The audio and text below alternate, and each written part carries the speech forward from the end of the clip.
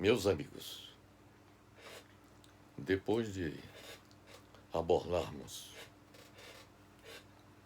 nos dois vídeos anteriores dois dos grandes flagelos que atingem a sociedade brasileira, que são a violência e o desemprego em massa, hoje vamos tratar do terceiro grande flagelo, que é representado pela pobreza endêmica, que atinge grande parte da população brasileira. Tanto o vídeo que apresentamos sobre como eliminar a violência e sobre como eliminar o desemprego em massa, nesses vídeos nós apresentamos propostas concretas visando a solução desses dois problemas bastante graves e que afetam grande parte da população brasileira.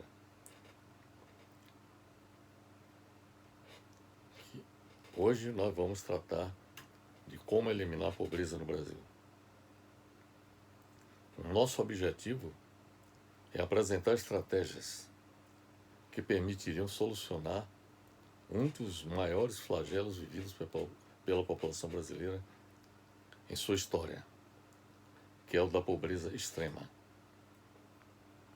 No Brasil, em 2019, aumentou para 54,8 milhões, ou seja, cerca de 55 milhões, o número de pessoas na pobreza no Brasil. Segundo o IBGE, esses dados são dados do IBGE. Aumentou também a pobreza extrema no Brasil, quando a renda média é inferior a R$140. Então, aquelas pessoas que ganham menos de R$140 são consideradas na extrema pobreza, de acordo com o critério do Banco Mundial.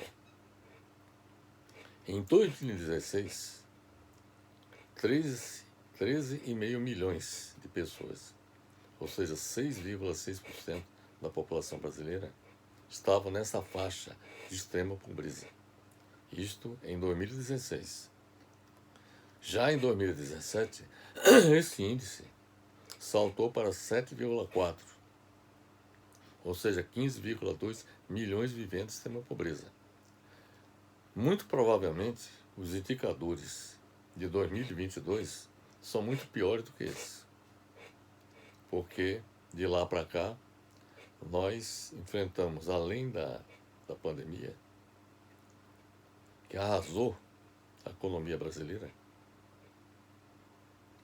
e levou muita gente à pobreza extrema, nós enfrentamos, na atualidade, a guerra na Ucrânia, que está impactando também a economia mundial, com reflexos também aqui no Brasil, sobretudo com relação à questão da inflação e ao aumento dos preços dos combustíveis. Sobre a questão da inflação, esse será o tema da nossa próxima apresentação, de como eliminar a inflação no Brasil. E a inflação também tem repercussões sobre a questão da pobreza, porque quanto maior a inflação, maior é o impacto que ela tem sobre a renda das pessoas, sobretudo as pessoas que vivem de salários, que não acompanham, quer dizer, os aumentos salariais não acompanham o crescimento da inflação. Então a tendência das pessoas é ficarem mais pobres. E isso atinge não apenas as pessoas que estão na mais baixa escala, em termos de renda da população brasileira, mas atinge, inclusive, segmentos da classe média. Muitos desses segmentos tendem também a se empobrecerem diante desse quadro de inflação alta. Então a inflação também tem repercussões, não só sobre a questão da pobreza, impactar negativamente sobre a pobreza, como também sobre a questão do desemprego. Porque na medida em que a inflação se torna cada vez mais elevada, isso contribui para que haja uma contração do mercado. Porque na medida que as pessoas reduzem sua renda, quer dizer, passam a consumir menos. E na medida que a inflação alta contribui para a contração do mercado, nas condições atuais do Brasil, isso significa que as chances de aumentar o emprego no país também se tornam mais difíceis de realização. Então, a inflação alta também contribui para que, além de aumentar a pobreza, contribui também para aumentar o desemprego em nosso país. De modo que sobre a inflação nós vamos tratar no próximo vídeo. O que nós vamos tratar a partir desse momento é como eliminar a pobreza no Brasil. Já lhes dissemos que cerca de 55 milhões de pessoas se encontram na pobreza em nosso país. Isso, dados de 2019. Muito provavelmente, os dados de 2022 são piores do que esses. Nós vamos lhe mostrar uma figura que mostra a evolução do número de brasileiros na pobreza extrema, ou seja, os brasileiros que ganham mínimo de R$140. Nós temos aqui esse gráfico que mostra a evolução da pobreza extrema de 1992 até 2017. Dá para perceber, por este quadro que nós estamos aqui apresentando, que a partir de 1900, sobretudo a partir de 2001, a partir de 2001, que corresponde a esse valor aqui, por exemplo, a pobreza correspondia a 15,4 milhões de pessoas. Isso em 2001. Era o número de pessoas na pobreza extrema no Brasil, correspondia a 15 milhões e 400 pessoas, 400 mil pessoas. De 2001 até 2014, de 2001 até 2014, a pobreza vinha apresentando um declínio. E isso, muito contribuiu para isso, a política de transferência de renda, o Bolsa Família, que fez com que houvesse uma redução significativa da pobreza extrema em nosso país. Entretanto, a partir de 2014, a população que estava em extrema pobreza, que havia reduzido de 15 milhões e 400 mil pessoas, que era 15 milhões e 400 mil pessoas em 2001, caiu para 5 milhões e 100 mil pessoas em 2014. Houve uma queda significativa, foi o triplo em termos de queda. Mas a partir de 2014, houve um crescimento, por exemplo, até 2017, cresceu de 5 milhões e 100 mil pessoas na pobreza extrema para 11 milhões e 800 mil pessoas na pobreza extrema. Isso em 2017, antes da pandemia e antes dessa crise resultante da guerra na Ucrânia. Então, provavelmente, o número de pessoas na pobreza extrema deve ser bastante superior a 11 milhões e 800 mil pessoas, conforme está indicado nesse gráfico. Aqui o gráfico com a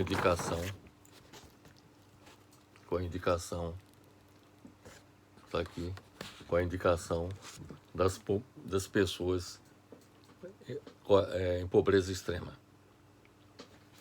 Bem, este é o quadro do número de brasileiros na pobreza extrema até 2017.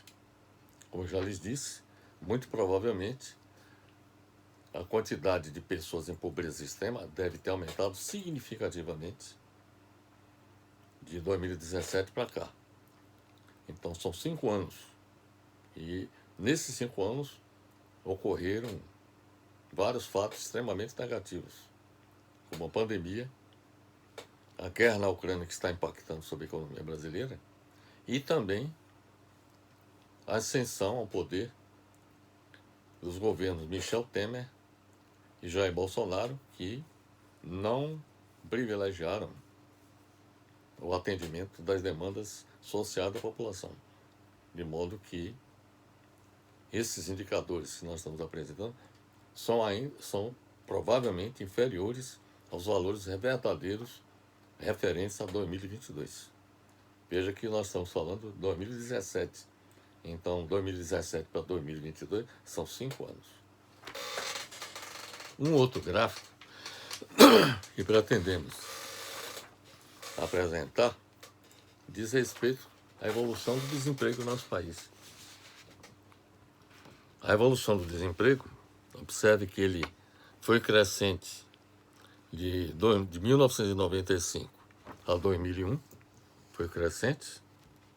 Observe que a taxa de desemprego era de 6,6% em 1995, evoluiu para 9,5% em 2001.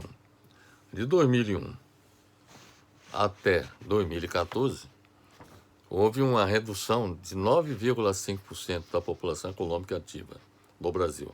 A população econômica ativa corresponde a 100 milhões de trabalhadores. Então aqui nós tínhamos 9,5, aproximadamente, 9,5 milhões de trabalhadores desempregados.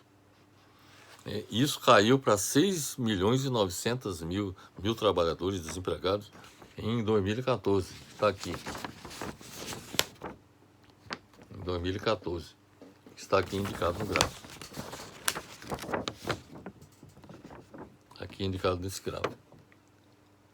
6,9% da população econômica ativa, que corresponde aproximadamente a 6 milhões e 900 mil trabalhadores. Mas a partir de 2014, houve um crescimento do desemprego, da taxa de desemprego, que se estabilizou nesse período, que corresponde de 2018 até 2019, houve uma certa estabilização do desemprego nesse período, mas depois uma subida no ano 2020. E muito provavelmente esse quadro que está aqui indicado, de 13,8 milhões de trabalhadores, esse percentual da população economicamente ativa desempregada, piorou de 2020 até 2021. Nós chegamos a ter mais de 14 milhões de trabalhadores desempregados.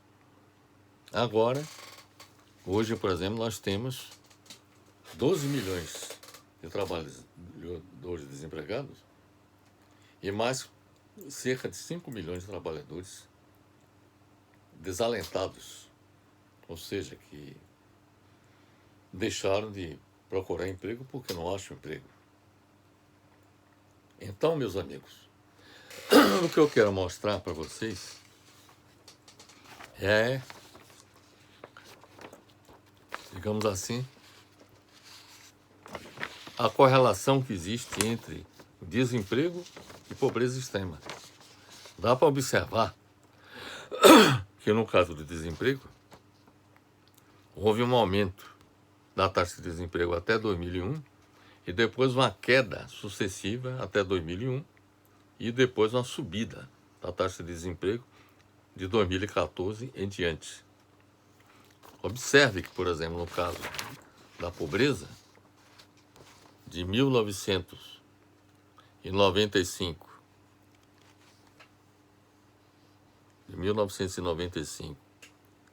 até até 2001, de 95 até 2001, houve um decréscimo na população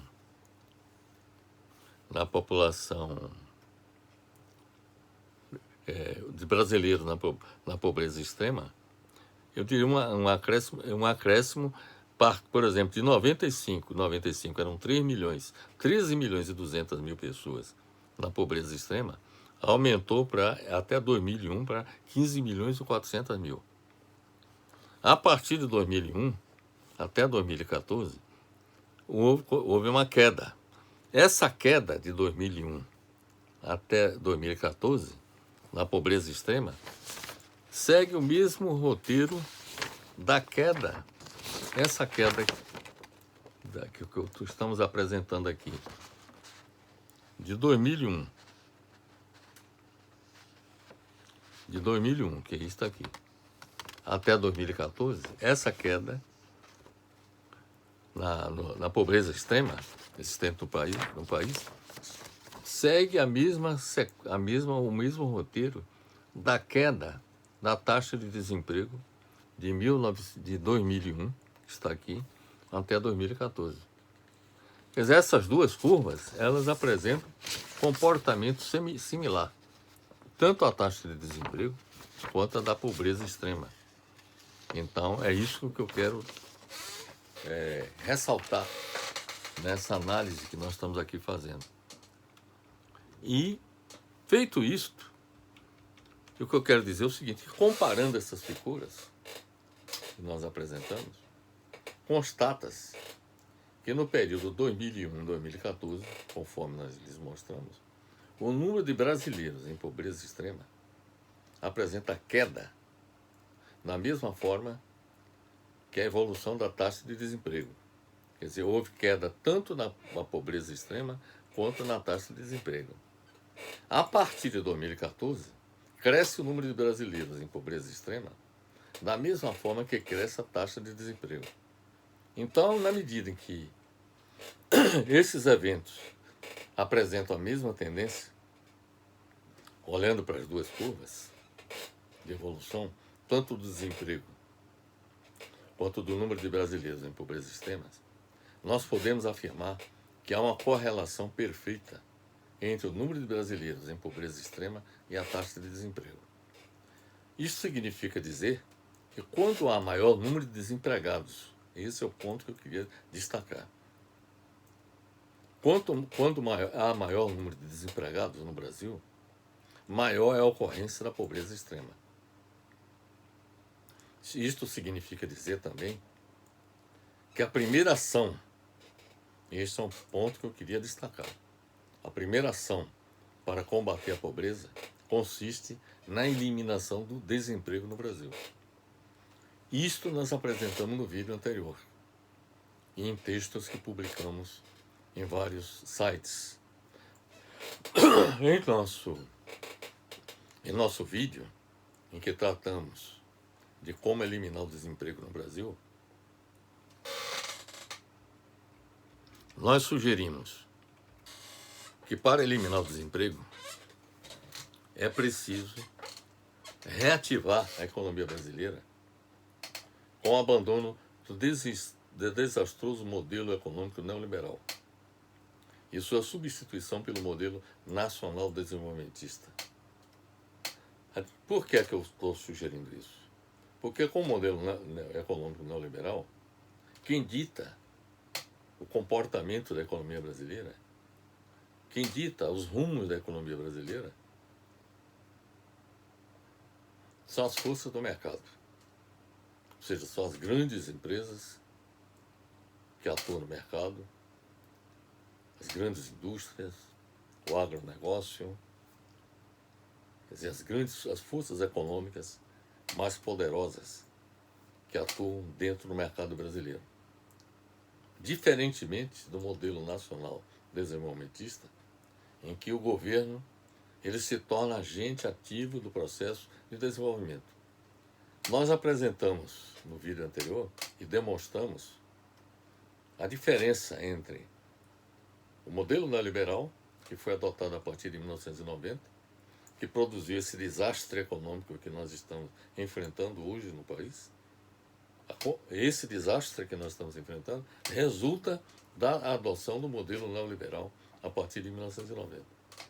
O que eu quero destacar é que o modelo nacional desenvolvimentista, em que o governo ele passa a ser um agente ativo do processo de desenvolvimento,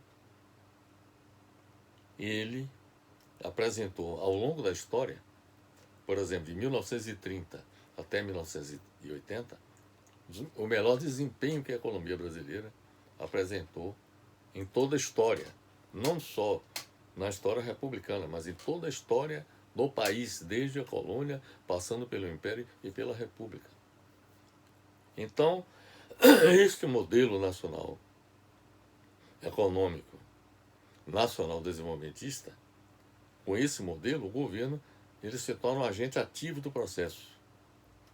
E como ao se tornar agente ativo do processo, nós sugerimos que ele deveria promover a reativação da economia brasileira,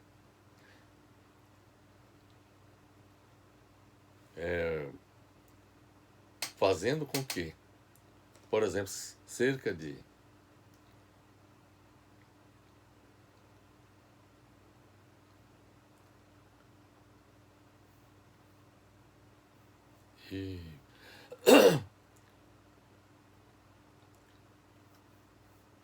eu vou verificar aqui qual o número de obras públicas que o governo tem paralisado no país, para que vocês tenham uma ideia da importância do governo, por exemplo, assumir as rédeas do processo de desenvolvimento. Em nosso país, o que nós temos basicamente é o seguinte: nós temos cerca de 7.000 obras públicas paradas, cujos investimentos são 9 bilhões e 300 bilhões de reais, e que deveriam, se na medida em que elas sejam reativadas, isso proporcionaria mais emprego para a população. Então, um governo que se preza e que quer realmente o desenvolvimento do nosso país, tomaria logo de imediato essa iniciativa. Além disso, tomaria a iniciativa de construir uma grande quantidade de novas obras públicas, que demanda recursos da ordem de 2 trilhões de reais na área de infraestrutura econômica, de energia, transportes, comunicações, na área social, como educação, saúde, habitação e saneamento básico. Além disso, o governo deveria incentivar a política de importações, produzindo no país aquilo que nós importamos em grande volume. Então, o que eu quero dizer é o seguinte, é que, na medida que o governo adote um modelo nacional desenvolvimentista, quando se adota o modelo nacional desenvolvimentista, significa dizer que o principal objetivo é promover o desenvolvimento do país. E desenvolver o desenvolvimento do país de forma articulada. E só quem tem condições de articular a economia brasileira como um todo é o próprio governo. Então, não só reativando a execução de obras públicas, promovendo a substituição de importações, na medida que nós adotamos uma política de substituição de importações, significa que passamos a produzir internamente o que nós importamos em grande volume. E na medida que nós importamos, nós geramos emprego lá fora. Então nós precisamos adotar essa política de substituição de importações. Além disso, incentivar a economia social e solidária,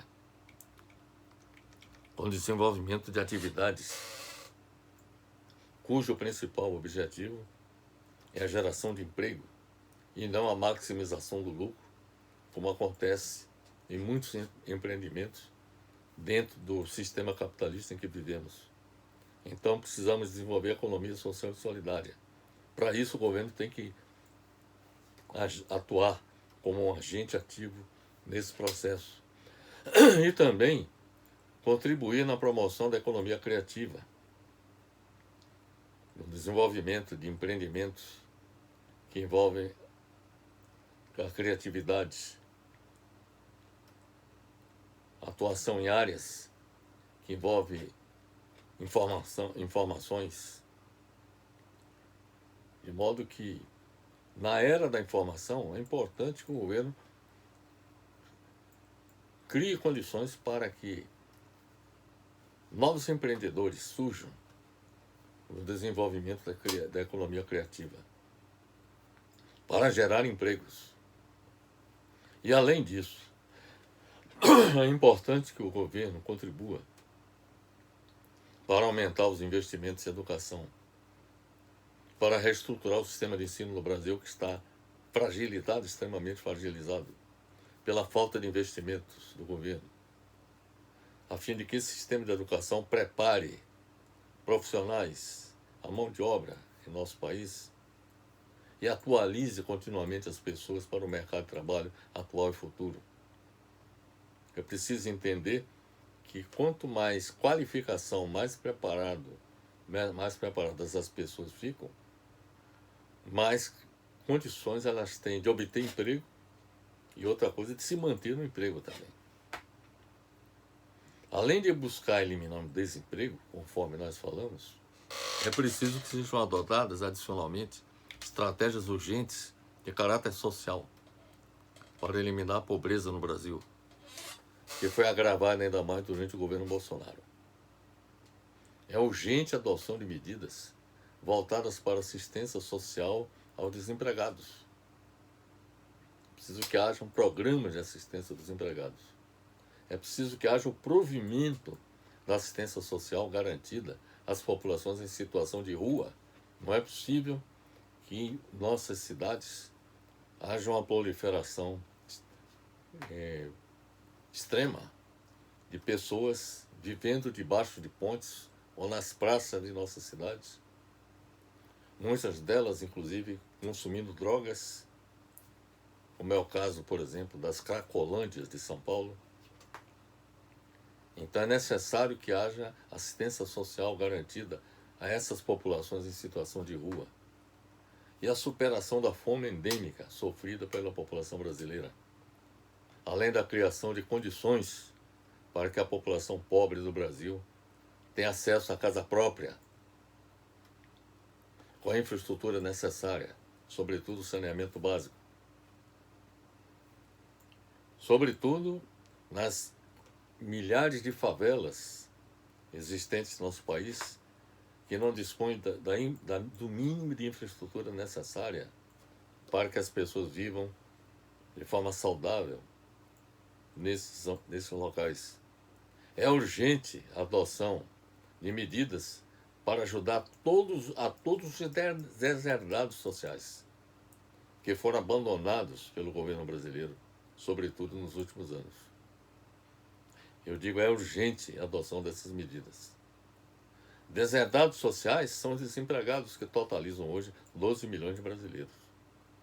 É deserdado social também a população subutilizada, isto é, os desempregados que trabalham menos do que poderiam, e as pessoas desalentadas, que poderiam trabalhar, mas não mais procuram emprego, totalizando cerca de 5 milhões de pessoas. Outros deserdados sociais são os 34, ou seja, os 35 milhões de pessoas no trabalho informal, isto é, os trabalhadores sem carteira de trabalho assinada, correspondente a 40% do mercado de trabalho do país, de acordo com a pesquisa nacional por amostra de domicílios, a PNAD contínua. Outros deserdados sociais são os pobres, que ganham 35 vezes menos do que os ricos, segundo a pesquisa nacional por amostra de domicílios contínua, o PNAD contínua. Os principais deserdados sociais são a população que se situa na pobreza, que no Brasil, segundo dados mais recentes do IBGE, corresponde a 55 milhões de habitantes, dos quais 15 milhões de pessoas estão em situação de extrema pobreza. Outros deserdados sociais são também as pessoas em situação de rua no Brasil, que são aproximadamente 221.869 pessoas, de acordo com o Instituto de Pesquisa Econômica Aplicada do Governo Federal. Os deserdados sociais no Brasil são também os que não possuem moradias, que não usufruem do direito à habitação, que totalizou cerca de 6 milhões de moradias em 2019, dos quais 79% concentraram-se em famílias de baixa renda. A estratégia mais urgente, de caráter social, deve buscar atender a população brasileira situada em condição de pobreza e em situação de rua, com a política de transferência de renda, ou renda mínima universal para a população, que é uma das soluções para atenuar a pobreza. Esta ideia não é nova. Friedrich August von Hayek, economista e filósofo austríaco, posteriormente naturalizado britânico, considerado um dos maiores representantes da escola austríaca de pensamento econômico, foi o proponente desta ideia, da política de renda mínima para a população. Isto quando ele publicou, entre 1973 e 1979, a sua obra Law, Legislation and Liberty, publicada pela editora Routledge em 1988. O programa neoliberal de transferência de renda dos governos Lula e Dilma Rousseff no Brasil, o Bolsa Família, é um exemplo da aplicação da política de renda básica de Hayek. Eu tive a oportunidade de ler um livro muito interessante, que tem como título, em inglês, Utopia for Realists, Utopia para Realistas.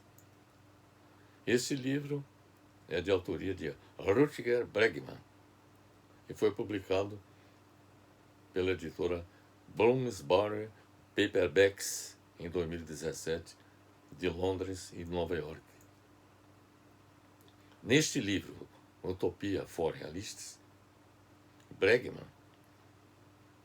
Rutger Bregman mostra que dar dinheiro de graça para todos, ou seja, um programa de renda mínima universal, possibilitaria atenuar ou eliminar a pobreza. Ele é defensor de que toda a população pobre, ou toda a população deveria receber dinheiro de graça. Entre as vantagens que ele aponta para que essa ideia vire realidade, reside no fato de que distribuir dinheiro diminui a criminalidade, melhora a saúde da população e permite a todos investir em si mesmos. Essa é a visão que ele apresentou. É que distribuir dinheiro para a população diminui a criminalidade, melhora a saúde da população, porque as pessoas passam a dispor de dinheiro para cuidar da saúde, coisa que não acontece com os pobres de modo geral, diminui a criminalidade, porque muitos que se encontram na pobreza aderem ao crime em busca da sobrevivência, muitos agem dessa forma, e segundo Bregman, permite a todos investir em si mesmos, ou seja, com essa renda, por menor que seja, cria as condições para que eles se tornem empreendedores. Uma outra vantagem não apontada por Bregman, aí eu próprio acrescento, é o de que a renda distribuída à população pobre contribui para o aumento do consumo e, consequentemente, crescimento da economia. Segundo Bregman, Um grande obstáculo para colocar em prática a política de renda básica para a população pobre é o entendimento de muita gente de que, dando o mínimo de renda básica, ou de renda para sobreviver, para as pessoas sobreviverem, essas pessoas se tornariam preguiçosas.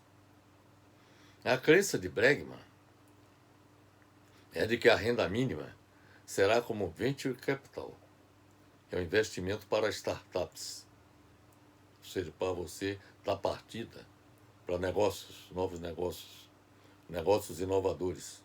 Então ele entende que a renda mínima ela atuaria como venture capital para o povo, dando a todos a oportunidade de assumir riscos.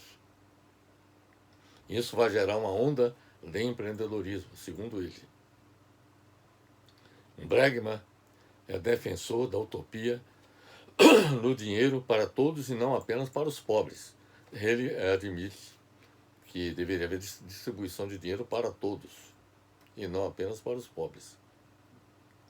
Neste livro, que eu já citei, do Bregman, eles citam uma série de exemplos bem-sucedidos de como moradores de rua, índios e populações em regiões vulneráveis se desenvolveram nos Estados Unidos.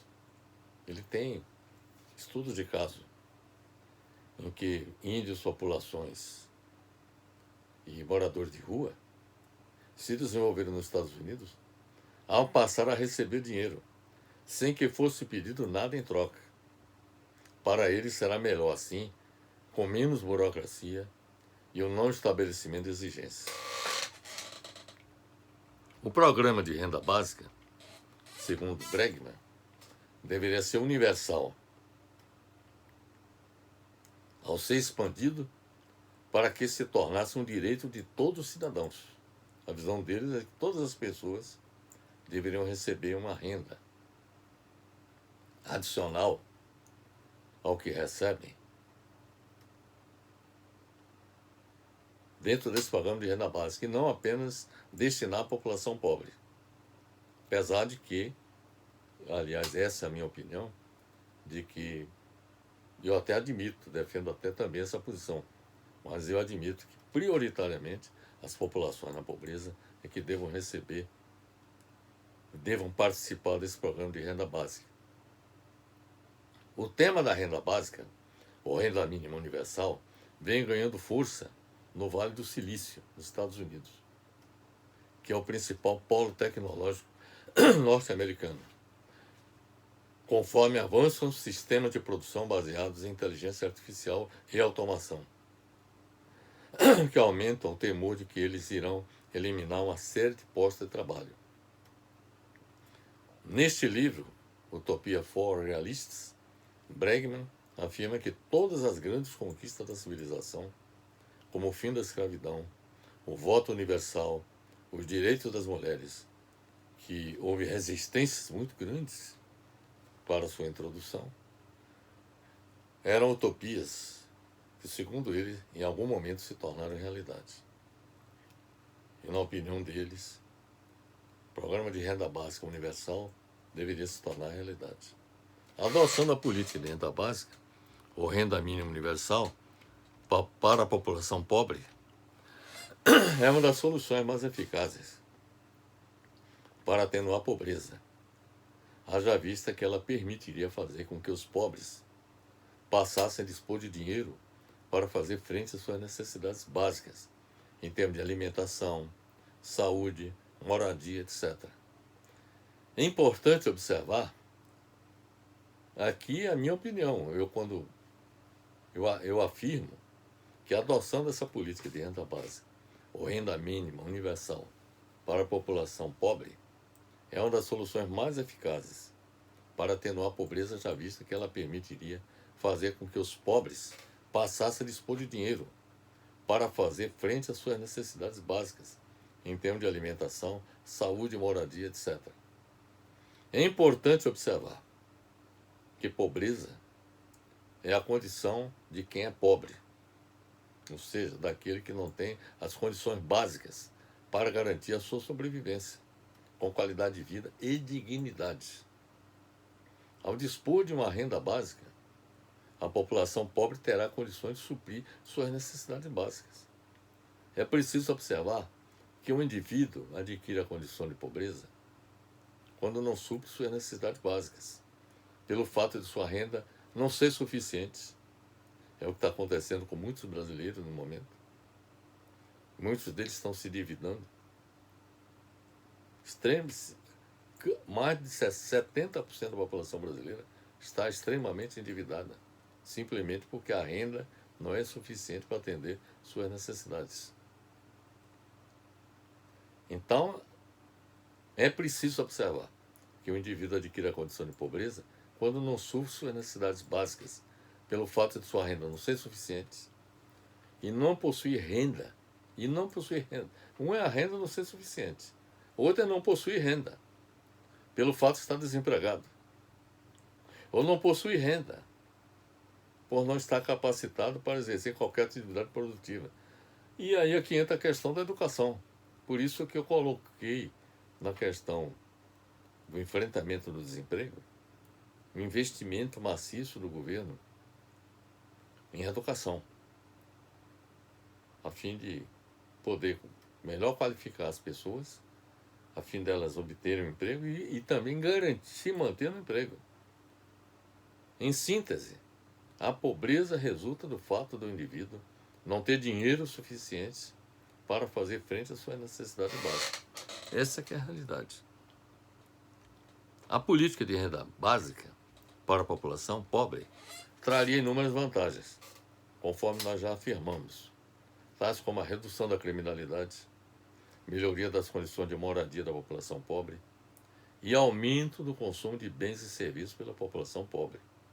O governo, provedor da renda básica para a população, por sua vez, teria o benefício de gastar o menos com a repressão policial e a estrutura carcerária, em consequência da redução da criminalidade. Haveria menor gasto por parte do governo para combater o crime e para prender os criminosos.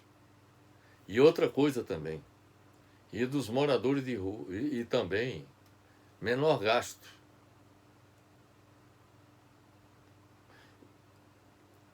Além do menor gasto com a repressão policial e estrutura carcerária, em consequência da redução da criminalidade, e também pelo fato do governo também elevar a arrecadação de impostos.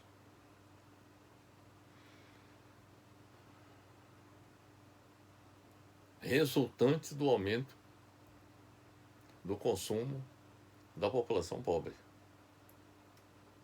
É importante observar que a tese da renda básica para a população pobre é bastante questionada, porque é uma concepção anacrônica, generalizada, que ninguém deve ter renda sem trabalhar. Existe também essa visão. Trata-se, entretanto, de uma concepção que não deve ser considerada, sobretudo em uma conjuntura como a atual, em que nós vivemos em nosso país, em que a oferta do emprego não supre as necessidades da população. E a população pobre cresce verticalmente no Brasil. Então, diante deste fato, é importante que seja adotada essa política de renda básica, de transferência de renda para as populações, sobretudo a população pobre. Pelo que acabamos de expor, fica bastante claro que para eliminar a pobreza, a primeira ação a ser implementada consiste na eliminação do desemprego no Brasil. Porque nós demonstramos a correlação que existe entre o aumento do desemprego e o aumento da pobreza extrema em nosso país. Então, nós precisamos aumentar a população empregada, é preciso aumentar o emprego no nosso país, precisamos eliminar o desemprego no nosso país, aumentando a quantidade de empregos ofertados à população. Além dessa ação, eu falei que seria a primeira ação a ser implementada, deveríamos complementá-la com a adoção da estratégia de transferência de renda básica, ou renda mínima universal para a população pobre, especialmente aquela situada em condição de extrema pobreza e em situação de rua. Então, essas populações em extrema pobreza e em situação de rua deveriam ser as primeiras a ser atendidas. Não haverá paz social no Brasil. Essa é uma conclusão também que podemos extrair de tudo que nós estamos apresentando. Não haverá paz social no Brasil se não for eliminado o desemprego e não for adotada a política de renda básica para a população pobre. Portanto, é urgente a adoção da estratégia aqui proposta para combater a pobreza existente no Brasil. Essa estratégia deve servir de referencial para o povo brasileiro fazer a escolha dos seus candidatos aos diversos cargos eletivos nas próximas eleições. Eu recomendo a eleição de candidatos aos diversos cargos eletivos que assumam o compromisso de defender a adoção da estratégia que apresentamos aqui nesse nosso vídeo para eliminar a pobreza no Brasil. Portanto, meus amigos, com essa nossa terceira apresentação, com esse terceiro vídeo em que abordamos como eliminar a pobreza no Brasil, e com os vídeos anteriores, como eliminar a violência no Brasil e como eliminar o desemprego no Brasil, nós tratamos de 3 flagelos que afetam a sociedade brasileira. Não apenas aqueles que estão sofrendo as consequências da violência, mas eu diria que toda a população brasileira. Porque até mesmo aqueles mais bem aquinhoados da vida não terão condições de viverem em segurança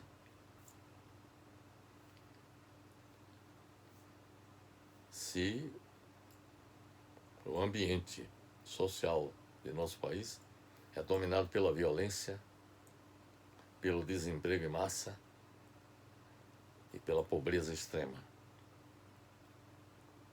Precisamos eliminar esses flagelos que afetam a sociedade brasileira. Para isso, nós temos que eleger um presidente da República, governadores, senadores, deputados federais, deputados estaduais, nessas eleições e nas eleições municipais, prefeitos e vereadores que estejam comprometidos com a realização de mudanças profundas na sociedade brasileira, que contemplem a adoção de medidas como que apresentamos nesses 3 vídeos anteriores. Como eliminar a violência no país, como eliminar o desemprego e como eliminar a pobreza. O nosso próximo vídeo, como eliminar a inflação no Brasil, que é o 4º flagelo que atinge a sociedade brasileira. Nós vamos tratar e apontar as soluções que permitam eliminar essa inflação e fazer com que a sociedade brasileira recobre o alcance, a estabilidade desejada, a fim de que não só os trabalhadores, mas também os empresários e a sociedade brasileira de modo geral possa promover o progresso econômico e social do país em novas bases. Essas são, portanto, meus amigos, as considerações que eu tenho a fazer a respeito dos 3 flagelos que tratamos nos 2 vídeos anteriores e nesse vídeo que estamos finalizando, e o 4º flagelo que vamos tratar no próximo vídeo sobre a inflação. Ficam todos convidados para assistir o próximo vídeo, como eliminar a inflação no Brasil. Fica aqui o meu abraço fraternal para todos.